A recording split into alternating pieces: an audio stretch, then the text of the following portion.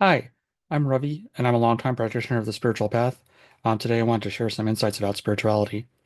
So, the topic for today is achievement and looking at achievement from a spiritual perspective. So, the need to achieve things is really familiar from our ordinary society. We're ranked in school and sent off to college with the assumption that we need to get good grades and then get into successful positions in society after that, whether it be management consulting or law or politics. And then throughout our career, we're um, judged based on achievements like titles and promotions and um, sales and all these different metrics by which people measure success in the world. And that eventually determines your position in society and how well people respect you and how they want to interact with you and deal with you. So in the normal social consciousness, this is totally expected and normal and just how the world kind of works. Um, and if somebody doesn't live up to those standards, you say, well, why aren't they living up to those standards? That's wrong. That's bad. We should not listen to them or ostracize them or maybe just leave them alone and not really give them much respect in the way that we respect other people. And yeah, again, that's just regarded as the way the normal world works, the normal social consciousness. But in spirituality and philosophy, we're not content to just stop at what is conventionally agreed upon. We want to understand the why behind things, the purpose behind things, the meaning behind all these things. So one level of questioning that a lot of spiritual seekers and philosophical seekers get to, which I myself was in for years, is just to say, well, I don't believe in this system. It doesn't correspond to any true goodness or beauty or spiritual advancements. This is all just social programming, and everybody just kind of brainwashed to have these achievements. And if you're a spiritual seeker, you can just focus on pursuing God, and you don't need to achieve in the world or get all these results that other people are getting. There's no reason to do that. It's pointless. It's just a social game that people are playing. No real value in it. So what's the real critique here? The critique is that people undertake this achievement system and they don't follow their hearts. They just do things that they don't love because they're told to by their parents, and then they grind away at things they don't like, and all for the purpose of impressing people with social status. And of course, in the spiritual world, there's a big war on ego, and social status is a form of the ego, so that's suspect. And for that reason, the whole achievement game is kind of um, can be neglected or rejected outright by a lot of philosophical and spiritual seekers. So I was in this mode of thinking for years, and so I didn't really seek achievements, and because of that, I didn't really achieve much in a conventional sense in jobs and things like that. But this line of thinking has started to break down a little bit for me from two directions. First, I think the psychology of it is actually untenable because if you live in the society, you start to eventually feel bad about yourself if you don't achieve things, and it has an impact on your self-esteem because one common root of rooting your self-esteem is through achievements, and when you don't have any, you might not feel as good about yourself as you could if you had more achievements. But then you say, well, shouldn't the spiritual seeker and the philosophical seeker be above this? Shouldn't they just be able to dismiss the thoughts and deconstruct them as social programming and just go do other things with their life besides follow this achievement game? So here's where I think there's a little bit of subtlety. Um, I think there are some people who are able to say, this isn't really real. I don't really have any interest in this world of business or this world of government or whatever other field where people are achieving things. I have my own spiritual interests. I just want to tend to my own inner garden. And, it actually gives me a deeper sense of happiness to just not engage with that world of achievement. Um, and I just don't really want to deal with it. I'm really happier this way without having the experience of achievement. So I think in that way, the if that's your experience, then this philosophical spiritual line of critique is well suited to you. say, let's just reject this achievement game. Let's not deal with it. Let's do the things that make you happy. Yeah, and and that's kind of its own contribution to the spiritual well-being of the world.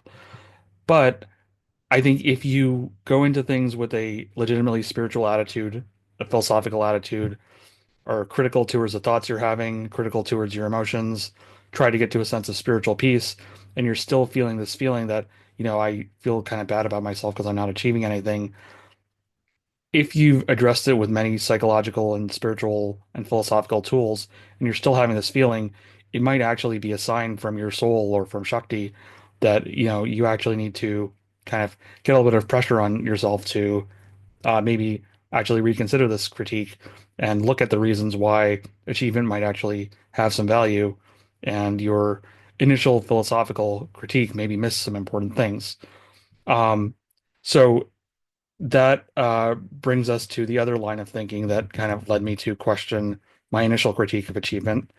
So just because this idea of achievement orders society, and it is kind of social programming in the sense that it's passed down from parents and institutions to people that make up society. That doesn't mean it doesn't have a value or a useful function to it on average. Um, it's socially programmed because it serves a useful function of attaching rewards to behaviors that actually benefit society on average. Um, and that doesn't mean that every achievement is beneficial for society, but the whole system of achievements on the whole provides enough benefit that it's worthwhile, and we haven't figured out a better system for promoting those behaviors in a way that produces the outcomes that we need in terms of getting things done.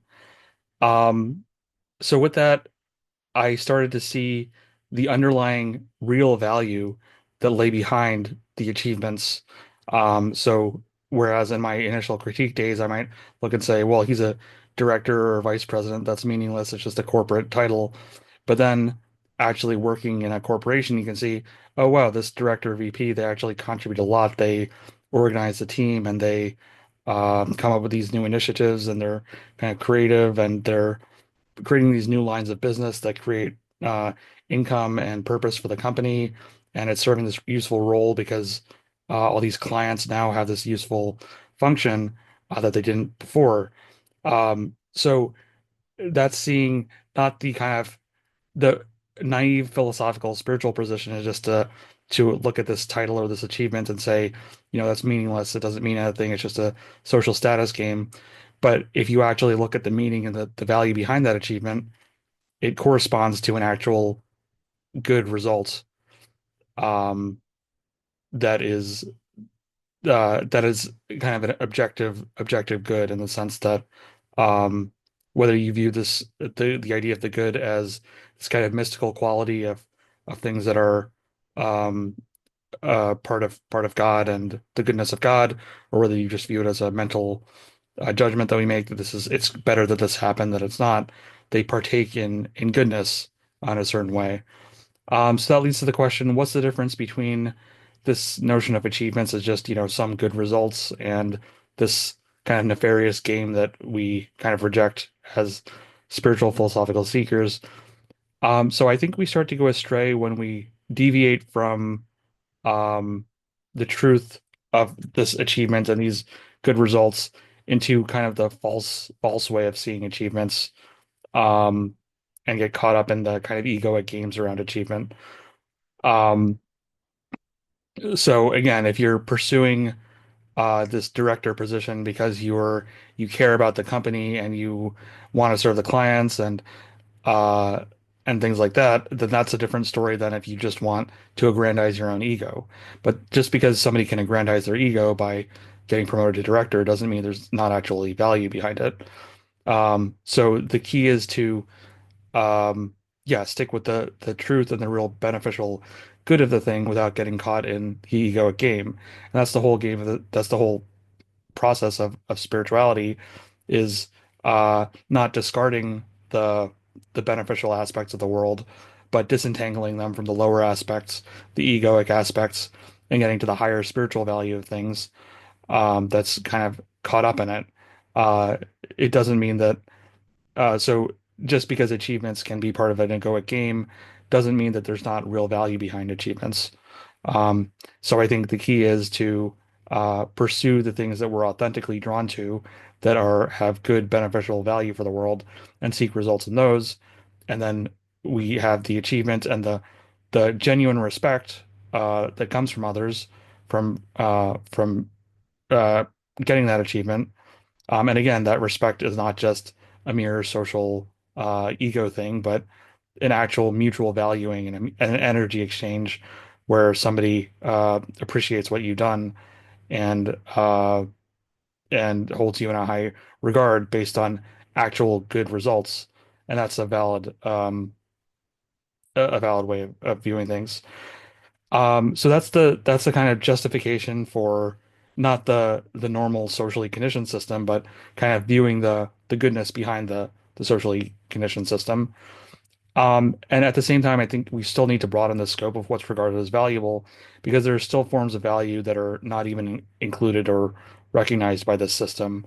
For example, stay-at-home mothers produce a lot of beneficial results for the family environment, and that leads to a beneficial result for society, but it's often not a valued position as opposed to um, being a marketing director or something like that. It's kind of a discrepancy, and that would probably be good for us to figure out how to address. Or, for example, infrastructure maintenance. It's not as exciting as building a technology company, and um, but infrastructure maintenance is this really essential function that, somebody needs to do it, and we need to recognize the value of it for people to want to do it.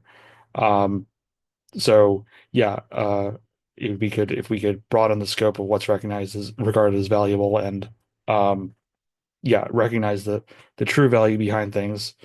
Um, yeah, and not the just apparent kind of socially conditioned value, which is often egoic.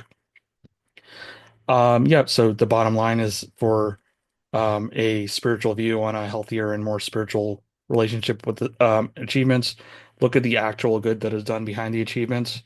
And when you're pursuing achievement, pursue authentically good results.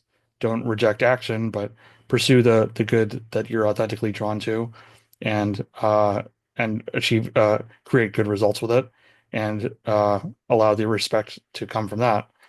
And then when you're assigning respect, assign it based on the quality of a person's contributions towards good results, and not just again the kind of egoic game of putting other people above each other or not.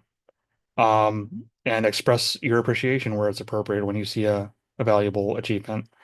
Then also notice the value of things that aren't quantified by the kind of money paradigm of achievements or the title game of achievement, whether that be people that are doing things in non-conventional ways or just things that are within the conventional system that are just not monetarily valued.